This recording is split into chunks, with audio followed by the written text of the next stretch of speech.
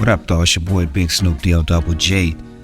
Oh my God. Gotta give a shout out to DJ Magix. You can hit him up at his Instagram. It's Magix the Man at MAGIXTHEMAN. My Outside the Box fam, today is going to be a great episode because we are talking music once again, and I have my girl Tori Raynn on the line, and so we're just gonna jump right into it. So Tori, can you? Hi. Hey, how you doing? I'm good. How are you? I'm doing great. That's good. Yes. And so for people who, are not familiar with who you are, just go ahead and give us a little background on yourself, how you got into music and everything. So my name is Tori Raynn, and I'm an artist. I'm from Houston, Texas. I'm more so like a contemporary R&B artist. I grew up listening to R&B. A lot of like my influences are very rooted in R&B, but I also had like different elements growing up where I loved pop, and I loved like a couple of pop artists that I listened to were like Hayley Williams, Katy Perry, those different artists. So I came up in music because I was around it and because I loved it, and when I was 15, I originally started to go to the studio and actually like perfect my craft. I worked with an artist slash producer slash engineer, everything. He just became my mentor all around when I was 15. And then when I was younger, growing up, I did like a lot of different talent shows, different competitions. I did a competition and I met like Justin Guarini, and he was a part of American Idol and different things like that. So I've just always been around music, and I've always loved it, and I've always known that I wanted to make a career out of it. That's a little bit about me, and I'm 18 right now. Oh, okay. Yes, you are just a baby. That's awesome. And you said you met Justin from American Idol. Was that the Justin that went up against Kelly Clarkson, or is that? Yes, I met Justin Guarini. He was holding like a competition, and I actually won the competition and different things like that. But because it was a school, and my mom, she's very, very big on education, it was just not something that, we had agreed on and different things like that. So we had to end up pulling back from it. But yeah, so Justin Guarini. Wow, that's amazing. And so from you winning that competition, were you set to maybe like go on tour with him or something? Yeah, so I don't know if he was performing, but he had this agency. I don't know if he still has it. It was like a talent agency where they were looking for younger artists to start like doing modeling appearances and different things like commercials that he was a part of, and just all around kind of, things like that. Okay, that's awesome. And so you have a single out right now. It's called No Games. And I feel like that song showcases your unique blend of R&B and pop. So could you talk about the inspiration behind the song and how it reflects your artistic style and vision? Yeah, so Vacay was the second song that I've actually done. It's the second song off of my entire EP. And honestly, Vacay came up at like we wrote it at a perfect time. I feel like I was just entering like high school. And it kind of, it was inspired by the fact that I wasn't dating and I didn't want to. It was more so like, how do I explain it without getting off topic? That empowerment song that I always wanted to remember for myself. Like, this is the reason why you don't need a guy, and you don't need to feel like a guy is important or whatever, make your life better. So it just was that mantra that I always wanted to remember, and I wrote it with Shreya, and she was also like giving that female empowerment, that type of like vibe where you're not worried about a guy. You don't need that. You gotta focus on yourself and always remember that and stay true to that. And so that was really the inspiration for it. It was just a fun bop that we created, and it took us 2 days to actually finish it. So it was actually like more so we completed like the hook in the studio, and then we had to go out and take it to FaceTime calls and finish it, the verses and different things like that. But I love AK, and I love what it stands for, and I really hope other people can resonate and feel that, and whenever they listen to it, it can also be a mantra that they remember by, and they know that they are all they need, and they don't need no guy, and whatever guy's bringing up their line, like, press decline. Like, I know that's right. So yeah, that's where the inspiration came from. I was just entering the ninth grade. Okay, so that's where your inspiration for Vacay came from. Now, what about your single No Games? Where did that come from? No Games was inspired by Montina Cooper.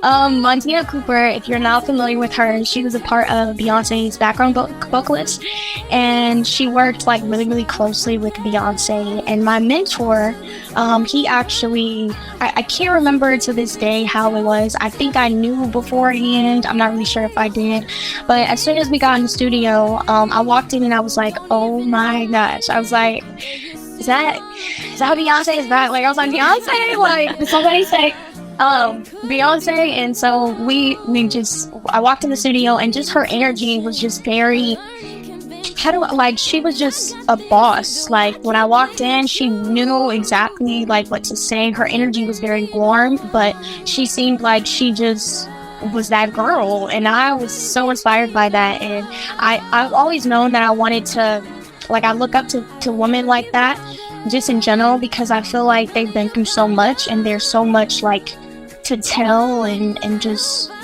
their impact is really, really huge. So when we wrote the song, she asked me, she was like, are you dating? What's the vibe? What are we gonna create today? Right. And I was like, I'm not dating, actually. I don't want a boyfriend. It's just like, I feel like every young girl goes through that, but me personally, I've just always been focused on my goals. And No Games, I heard the beat immediately, and I was just like, okay, like, I love this beat. And I just started singing like,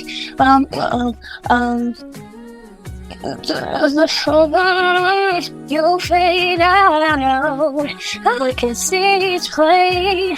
And then the chorus came in, and then we just started to play around with different melodies, and that's where No Games came from. It was very much so inspired by Miss Montina Cooper. That's awesome. I love it.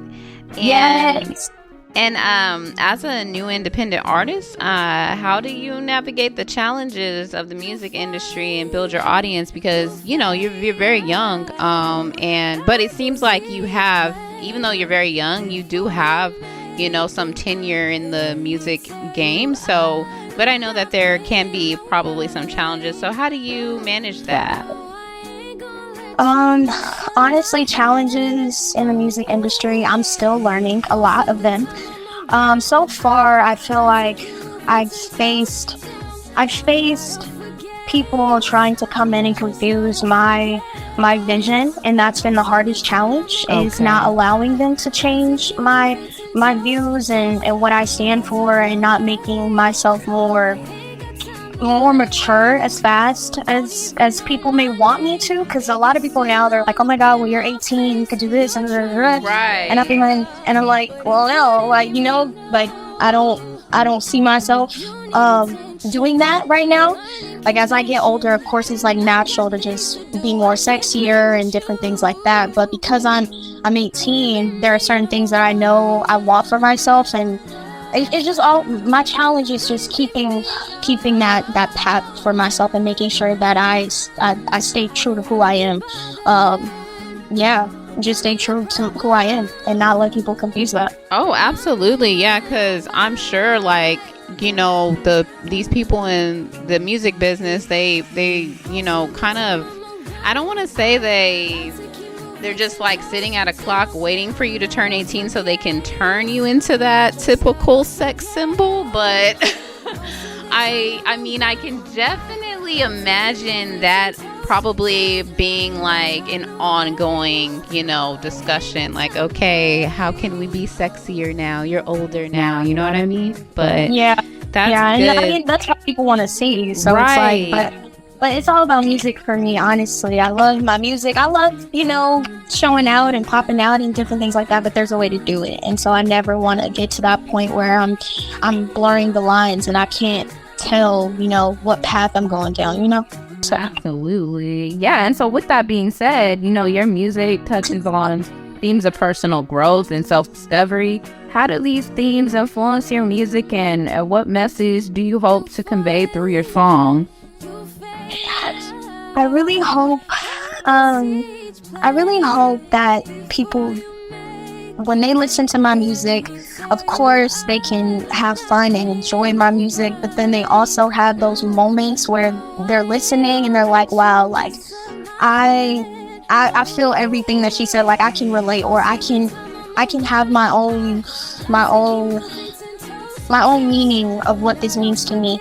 But as far as the music that I create and what I want people to get from it, it's just like just being confident in yourself. I feel like there's so many times where, as people, especially with COVID, like I feel like those years were actually really, really crazy, and a lot of people went into this plummet of like depression, and all we had was our phones, and we were just looking at what the next person looked like. And it's so cliche to say, but everybody feels like they're not enough, or they don't look as good as what the next person looks like. And I just feel like when people listen to my music, like I want them to feel like they are everything that they are. You don't need anybody. You really don't need a man. Like I'll continue to just says you do not need a man. I feel like everybody's like, girl, you ain't got no boyfriend. No, I don't. And what is a guy gonna do for you? So right. And what about it? Right, and a girl. I want the guys to be like, I don't need this girl, like we gotta bring, So that's what I really want people to always remember when they listen to my music, is that you are enough in your body. You don't need anybody or anything to complete you, as long as you know that you have yourself, and that's all you need. I love it. And so let's switch gears now. Let's talk about performing. Can you talk about your experience performing live and how it differs from recording in the studio? Yes, I can. So performing live for me versus recording in the studio, although they can be similar, I feel like a lot of people don't realize that they're really completely different things. I feel like when you're recording music in the studio, personally, I love recording in the studio more so than performing. Even though, both are necessary, both are going to have to be done. I love the feeling more so that I get from having people watch me, and then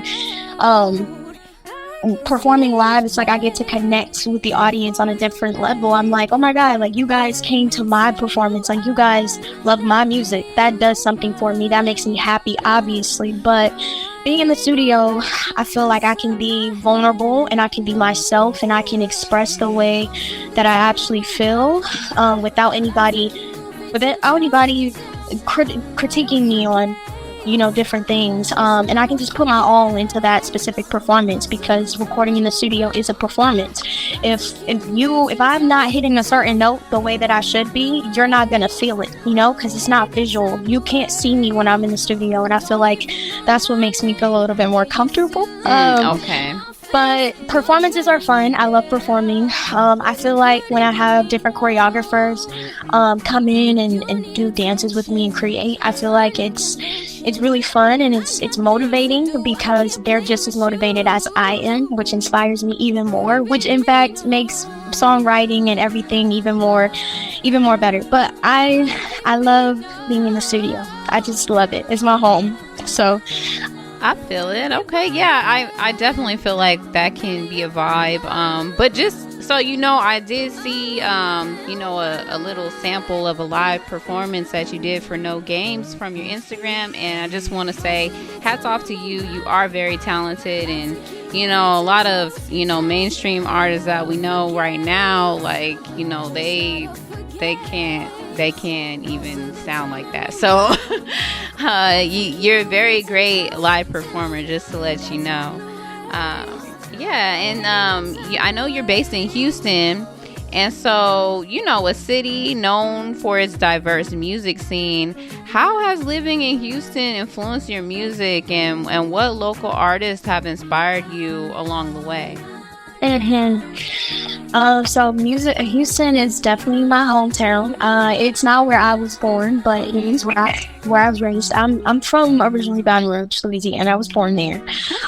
So I also got to give my props out there. But Houston has inspired a lot. Honestly, it's inspired like the different types of like nuances that I have in my music.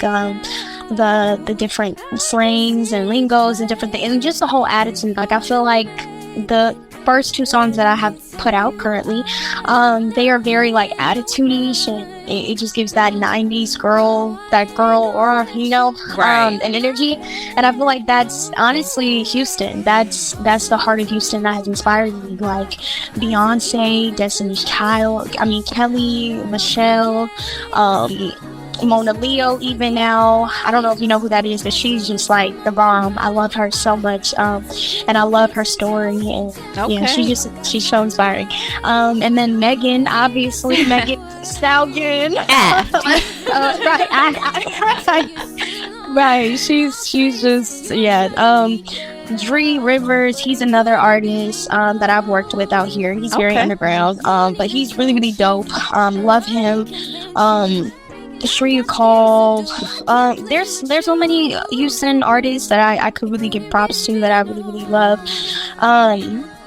But yeah, I've been so inspired, and I've soaked up so much creative genius from like different artists and different producers that I've worked with out here. There's a studio that I actually started out in called Lucky Run, where I would meet so many different artists coming in and leaving. Like the Walls group, they came in one time, and I was like I was so happy to see them. I was like, oh my God, my mom knew who they were before I knew who they were. And then she started singing a song, and I was like, oh my God, that's them? That's Asha? I think that's her name. But yeah, so those are all the artists that have inspired me. Okay. Some of them. Okay, well then that goes kind of into my next question now. So if you could collaborate with someone, mainstream right now, whether they're living or not, who would it be and why? Oh my gosh. Living? Wait, do they have to be living? No, they don't have to be living. Anybody. Okay. So I have 3 that I would really, really, really want to collab with. So, Tori Kelly. Okay. Tori Kelly. She's amazing. Aaliyah, she was still alive. And oh my gosh, this is so hard. Probably Kehlani. Okay. Honestly, I did not expect those to be your answers, but that's awesome, because actually I could hear all of those collabs. Now that you say that, I think that your voices would mesh well. Yeah. And what y'all singing about? We don't need a man. Well, I mean, if I said Beyonce, it would have been so like, I mean, everybody knows. I'm sure Beyonce knows. Anybody who has the chance to work with her, we gonna work with you, okay, Queen Bee? So, no disrespect, Queen Bee over here. We gonna work with you. Right. Awesome. Okay. And as an up-and-coming artist, what advice do you think you have for others who are trying to break into the music industry, especially being so young?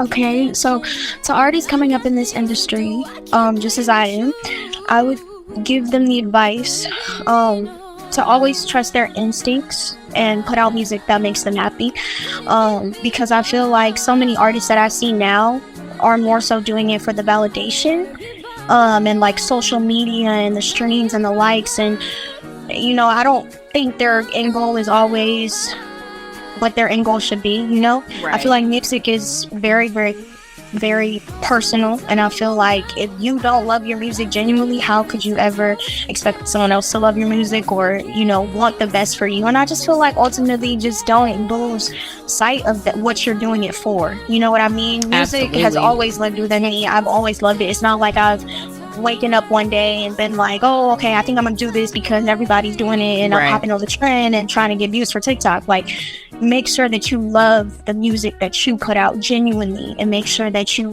have a strong message, and people need that.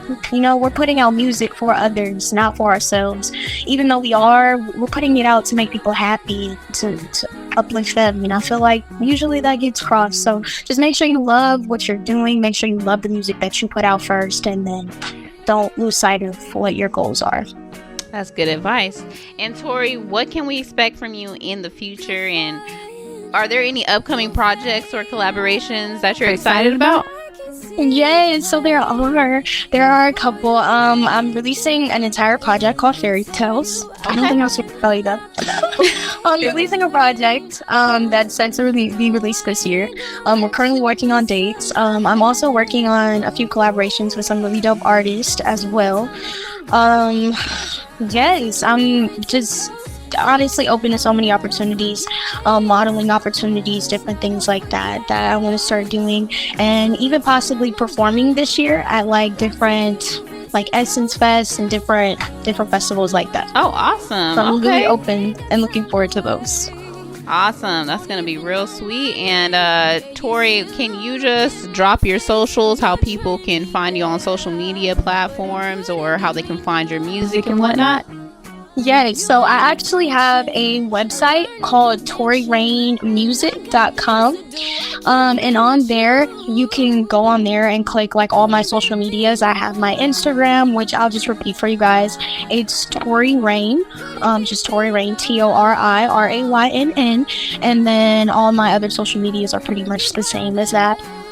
Okay, Tori, and before we go, do you want to give any shout outs? I know you shout out, Miss Boss Lady earlier, Miss Montina Cooper. So shout out to you, Miss Montina Cooper, and Beyonce, of course. Shout out to you, Queen B, Meg Thee Stallion, but who else? Right. Honestly, I just want to shout out my entire team. They help me so much, and they do so much, and their hard work never goes unnoticed. So I'd just like to shout out my team. They know who they are. And yeah. Okay, sounds good. Well, Tori, I really appreciate you coming on to Outside the Box podcast, where, we are always innovating and, talking to people who think outside the box just like us. And I really wish you the best in your music endeavors. I'll definitely stay connected. And everyone, if you haven't already followed her, please go follow Tori Raynn. She's amazing. And yeah, until next time, everybody, just keep thinking outside the box. See ya.